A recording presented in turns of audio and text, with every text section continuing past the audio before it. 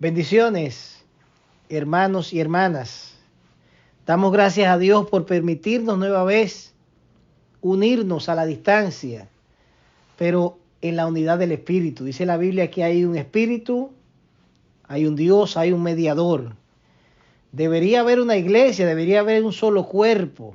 Qué lamentable que por cuestiones que son insignificantes el pueblo de Dios se divida, los miembros se fraccionen. Dice la Biblia que qué bueno, qué provechoso, qué agradable es cuando los hermanos están juntos en armonía. Es una condición inevitable para que Dios envíe bendición y vida eterna. La unidad, la armonía, el amor son fundamentales. Pero ¿qué pasa? Dice la Biblia que los tiempos son malos y entonces eso genera que se vayan perdiendo valores, se vaya perdiendo el amor. Así que creo que es un momento adecuado para nosotros pensar, meditar, buscar relanzarnos. Recuerden que estamos y analizamos las señales que Jesús le dio a los discípulos, se han ido cumpliendo y nos van confirmando que el fin está cerca.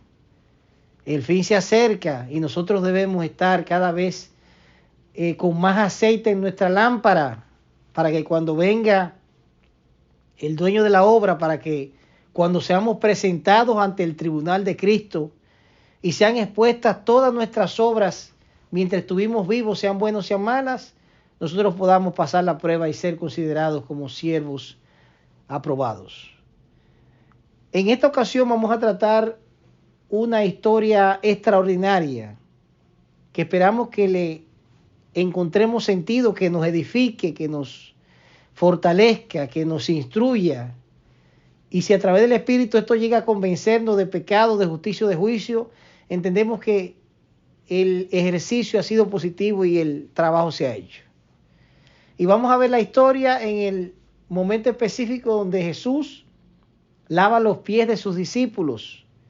Y vamos a ver qué significa lavar pies, quiénes lavan pies, quiénes deberían lavar pies y cómo eso nos puede ayudar a nosotros a poder manejar las realidades que hoy estamos lidiando, las temporadas, las pruebas, los procesos, las etapas.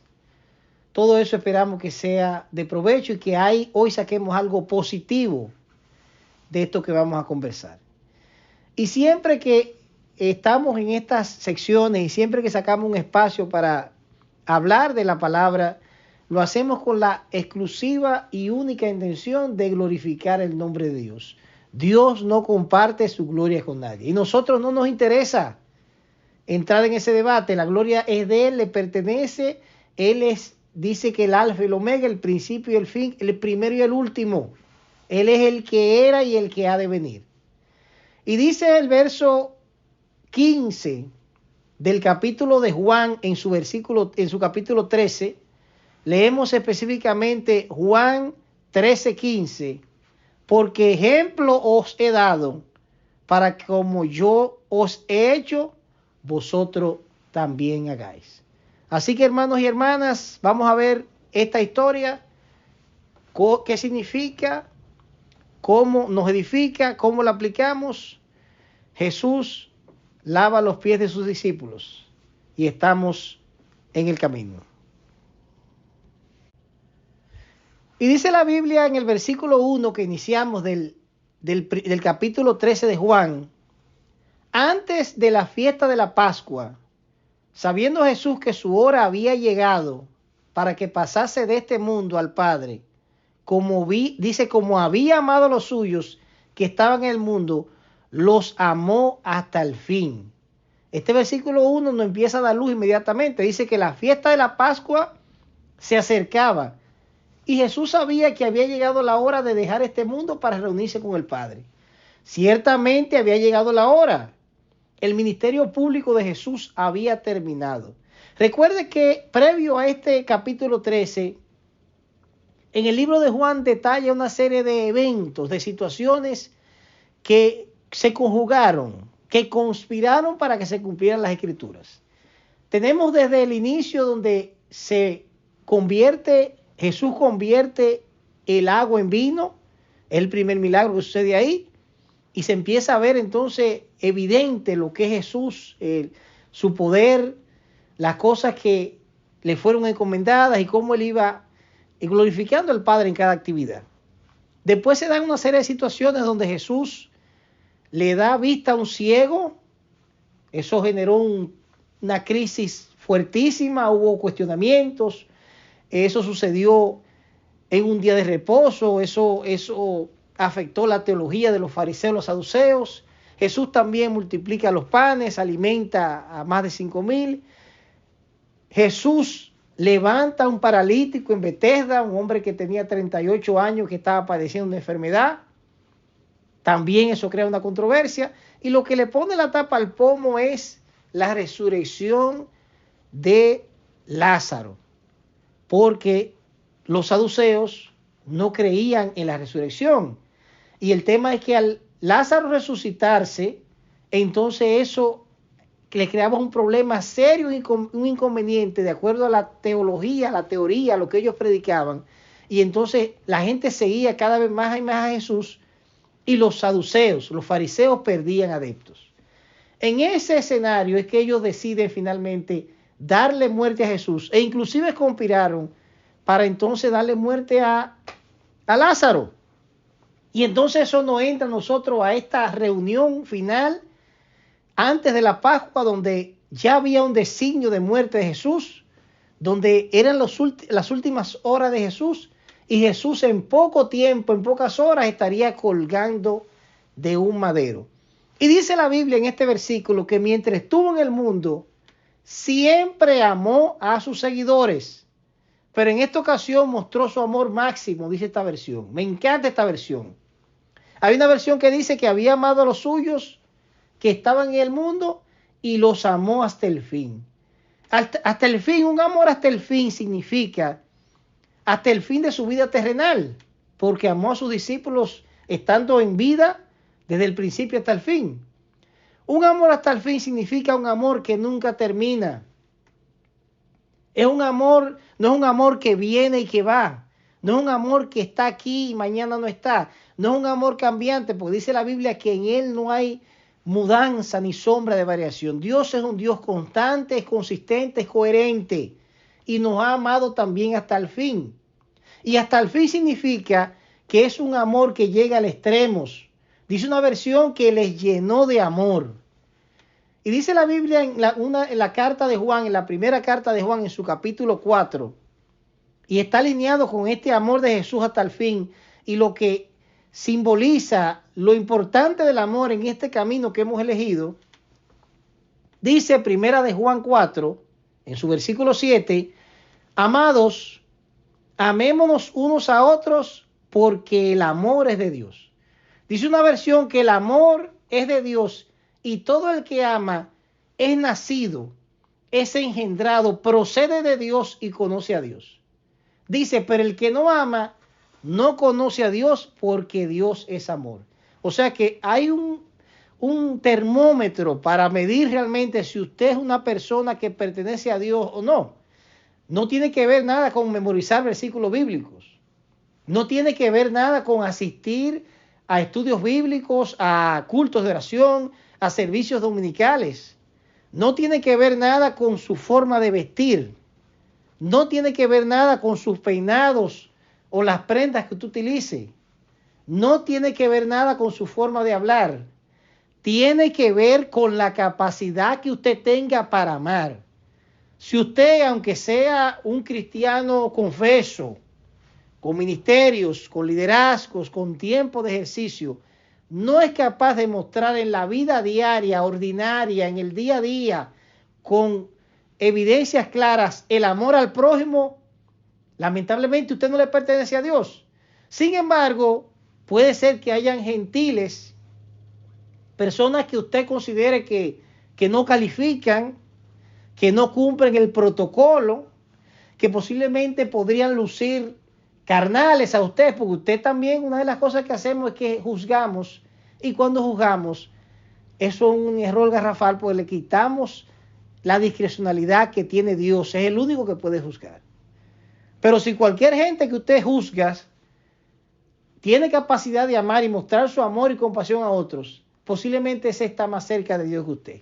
Así que este versículo 1 de Juan 13 nos dice que básicamente el que no ama no conoce a Dios, y Dios y Jesús que nos amó, dice, hasta el fin. Un amor extremo, un amor infinito, un amor con evidencia real. Dice que de tal manera amó Dios al mundo que dio. El amor significa dar, significa ceder, significa caminar una milla extra, poner otra mejilla, significa perdonar, significa tener buenas intenciones hasta con nuestros enemigos. Debemos amar a los enemigos, a quienes nos hacen daño, a quienes nos oprimen, quienes nos maltratan. El rencor y la raíz de amargura no tienen espacio en la vida de un creyente. Y dice nuestra cita inicial de Juan 13, que el diablo ya había puesto en la mente de Judas Iscariote, hijo de Simón, que traicionara a Jesús. Y Jesús sabía que había venido de Dios y que iba a volver a Dios. Interesante. Dice una versión que Jesús sabía que el Padre le había dado autoridad sobre todas las cosas y que había venido y regresaría a Dios. Jesús sabía de dónde venía y Jesús sabía hacia dónde iba. Cuando usted sabe de dónde viene y usted sabe a dónde va, usted no tiene problemas de egos. Esa geolocalización, el saber dónde usted está, de dónde viene y a dónde va, nos ayuda a eliminar cualquier trastorno de personalidad o cualquier creencia errada de superioridad. Dice la Biblia en Romanos, para que estemos aterrizados, que estemos claros, los pies sobre la tierra. Digo pues, por la gracia que me es dada, a cada cual que entre vosotros, que no tenga más alto concepto de sí del que debe tener, sino que piense de sí con cordura, conforme a la medida de fe que Dios repartió a cada uno. Dice una versión alternativa, no se crean mejores de lo que realmente son. Más bien véanse ustedes según la capacidad que Dios le ha dado como seguidores de Cristo. Usen su buen juicio para formarse una opinión de sí mismos conforme a la porción de la fe que Dios le ha dado a ustedes. Ninguno debemos tener un más alto concepto, debemos estar aterrizados. Ni somos superiores, ni debemos sentirnos inferiores. Todas esas cosas se logran cuando estamos claros de dónde venimos y hacia dónde vamos. Y dice la Biblia que mientras estaban cenando, Jesús se levantó de la mesa y se quitó su manto y se ató una toalla en la cintura. Y dice el versículo 5 que echó agua en un recipiente y empezó a lavarle los pies a sus seguidores y les secaba los pies con una toalla que llevaba en la cintura. Importante, vamos a explicar este versículo 5 en detalle. Y están reunidos los discípulos cenando en un momento que es crítico, que es determinante. Jesús en unas horas va a estar crucificado. Ellos tal vez no están tan claros, pero él se levanta, dice la Biblia, se quita entonces la túnica que tenía, se pone una toalla en la cintura y entonces empieza a lavar los pies a los discípulos. Y le explico para que usted entienda lo que significaba lavar pies, por qué se lavaba pies, cómo eso aplicaba a la cultura de aquellos días. Y en aquellas tierras el uso de sandalias abiertas hacía necesario lavarse los pies con frecuencia. La norma sería que al llegar a una casa, algún siervo del hospedador lavara los pies de los invitados. El lavado de los pies se realizaba normalmente antes de que comenzara la cena. Ahora, puesto que nadie se había ofrecido a hacerlo, el Señor mismo se levantó y se dispuso a lavar los pies de sus discípulos. Ahora, allí estaba el lebrillo, o sea, el recipiente que él tomó, estaba el agua, estaba la toalla, pero todos se sentaron a la mesa y nadie se interesó por lavar pies. Ahora, ¿por qué ninguno de los discípulos tuvo la iniciativa? ¿Por qué ninguno de los discípulos previamente se ofreció para lavar los pies?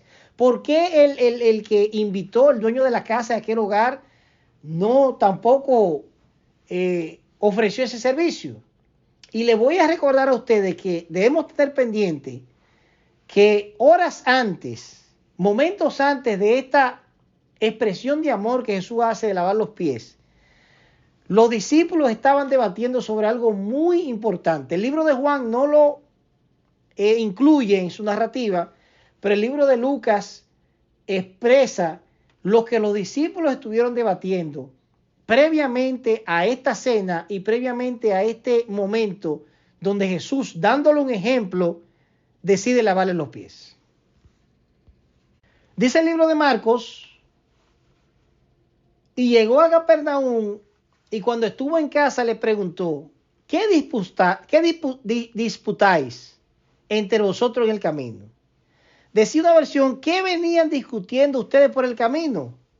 Dice, pero se quedaron callados porque en el camino habían discutido quién de ellos era el más importante. Oiga bien, Jesús, hay un conflicto, hay una discusión, hay un debate entre los discípulos, Jesús está a la distancia, y cuando llegan a Capernaum le dice, ¿de qué ustedes hablaban? ¿Qué discutían? Él sabía de qué discutían, pero ellos no quisieron decirle nada porque estaban discutiendo, escuche bien, los discípulos de Jesús, sobre quién era el más importante de ellos. Dice una versión que habían discutido entre sí quién de ellos era el mayor. Entonces, dice Marcos, Jesús se sentó y llamó a las 12 y le dijo, si alguien quiere ser el primero, deberá ser el último de todos y servirle a todos. Si alguno de ustedes, dice una versión alterna, quiere ser el más importante, deberá ocupar el último lugar y ser el servidor de todos los demás. Bueno, ustedes están discutiendo quién es más importante. Ahora, en este camino de Dios, que es una locura sin sentido para el que se pierde, pero que tiene un poder extraordinario para los que creemos. En este camino las cosas muchas veces son inversas. Si comparamos con la naturalidad humana, si comparamos con lo que es perecedero, si comparamos con las tradiciones o las costumbres ordinarias, si lo comparamos con nuestra carnalidad, el espíritu es una contradicción a la carne. Pablo decía que había una lucha constante, él sentía, donde había el espíritu y la carne ahí debatiendo. Algunas veces ganaba la carne, pero Pablo estaba consciente de que era necesario priorizar el espíritu. Y estos discípulos discuten cuál es el mayor, y Jesús le dice, en vez de enfocarse en ustedes y pensar cuál es el mayor, deben saber que usted debe sentarse en el asiento de atrás. Y posiblemente usted queriendo ser el último y sirviendo a los demás, eso le habilita a usted para tener méritos, para tener rangos, para ahorrar en el banco del cielo. No podemos seguir debatiendo y queriendo y forzando ser el primero, ser el mejor, ser el más importante. Debemos enfocarnos en servirle a todos. Y eso nos acredita y eso nos da a nosotros la habilitación para que Dios entonces nos dé recompensa en su debido momento y en su debida y justa dimensión. Y justamente en este contexto, en este ambiente, en lo que está pasando ahí, es que el maestro, para darle una lección, se dispone a lavarle los pies, a darle una lección de humildad y a darle una lección de servicio. Pero ¿qué pasa? Dice el versículo 6, que entonces vino Simón Pedro y Pedro le dijo, Señor, ¿tú me lavas los pies?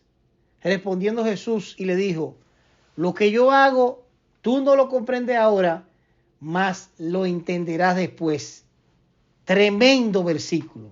Dice que cuando le tocó el turno a Pedro, le dijo, Señor, no creo que tú debas lavarme los pies.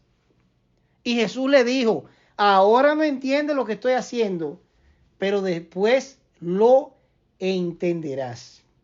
Debemos admitir, hermanos y hermanas, que en nuestro propio caso también hay muchas circunstancias, muchas etapas, muchas situaciones, muchos procesos que aún teniendo un auténtico deseo de servir, nos falta discernimiento, no entendemos, no logramos ver la conveniencia o la necesidad de muchas cosas que ocurren en nuestra vida. Pero Jesús le dice a usted y Jesús me dice a mí hoy, ahora no entiendes lo que hago, pero algún día lo entenderás. Hay muchas cosas que hoy no entendemos, pero Dios nos invita, en vez de cuestionar la realidad, a confiar, a entender que en algún momento vamos a entender. Dice el libro, la carta a Romanos, y sabemos que a los que aman a Dios, todas las cosas le ayudan a bien. Para los que aman a Dios, todas las cosas cooperan para bien. Dice la Biblia en otra versión que Él hace que todo lo que nos sucede sea para nuestro bien y Él nos ha llamado a acuerdo a su propósito.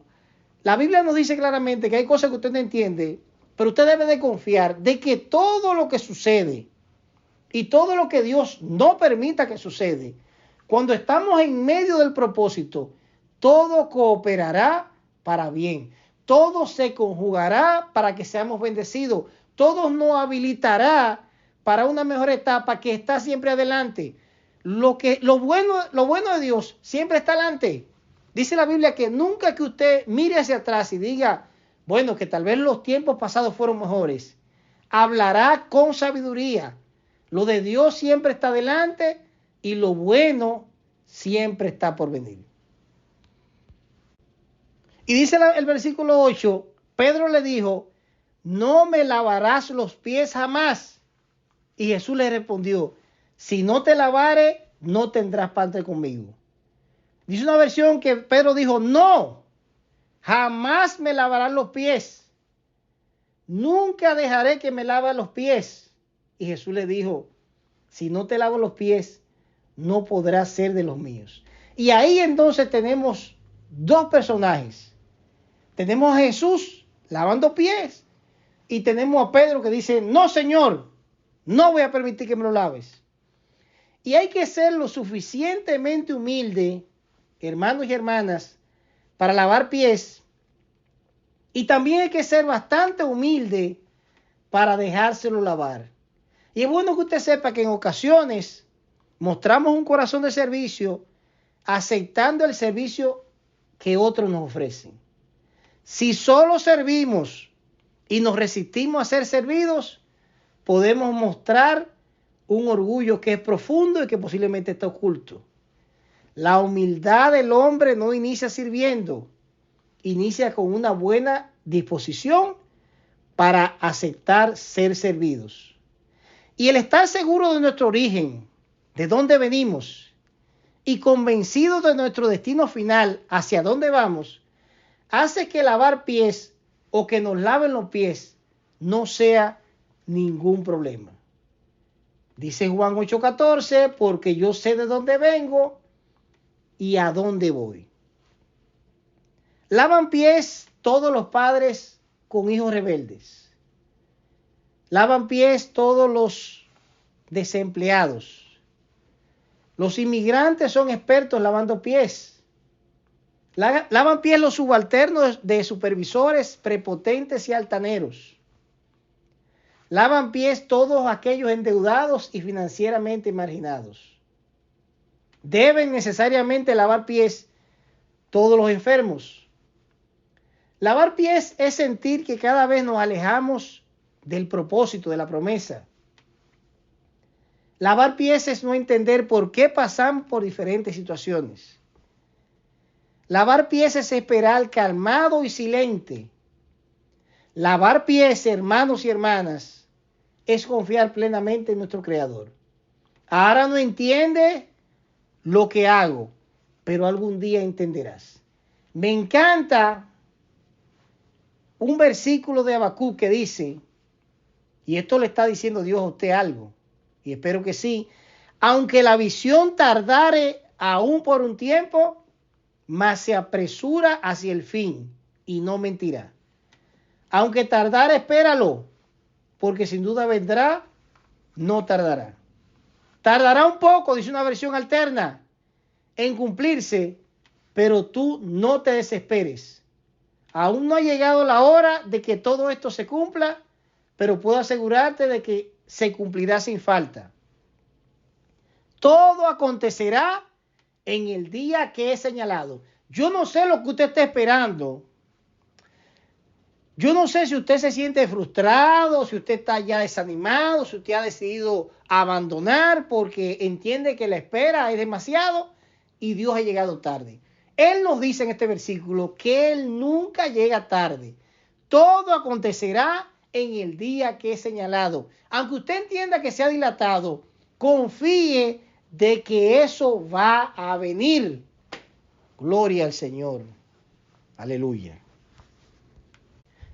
Dice el versículo 12, así que después que él hubo lavado los pies, tomó su manto, volvió a la mesa y le dijo, ¿sabéis lo que he hecho?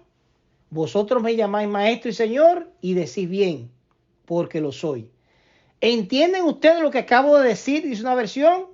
Ustedes me llaman maestro y señor y tienen razón, porque es lo que soy. Pues si yo, el maestro y señor, les he lavado a ustedes los pies, también ustedes deben lavarse los pies unos a otros, porque ejemplo os he dado para como yo os he hecho, también ustedes hagáis.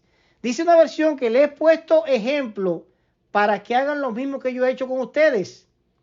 Traten a los demás como yo los he tratado a ustedes.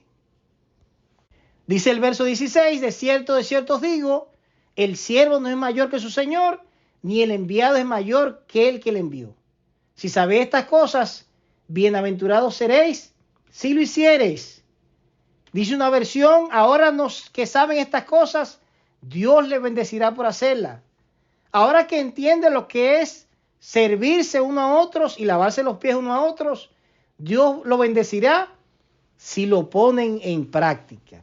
Gloria a Dios. Segunda carta de Pedro dice lo siguiente, poniendo toda diligencia por esto mismo, añadí a vuestra fe virtud, a la virtud conocimiento, al conocimiento dominio propio, al dominio propio paciencia y a la paciencia piedad. Dice una versión, esfuércense al máximo, añadir a su fe una buena conducta, a la buena conducta el entendimiento, al entendimiento el dominio propio, al dominio propio la paciencia, a la paciencia la devoción a Dios. Dice el verso 7, a la piedad afecto fraternal y al afecto fraternal amor. Si estas cosas están en vosotros y abundan, no os dejarán estar ociosos ni sin fruto en cuanto al conocimiento de nuestro Señor. Dice que si lo harán, serán fructíferos y útiles.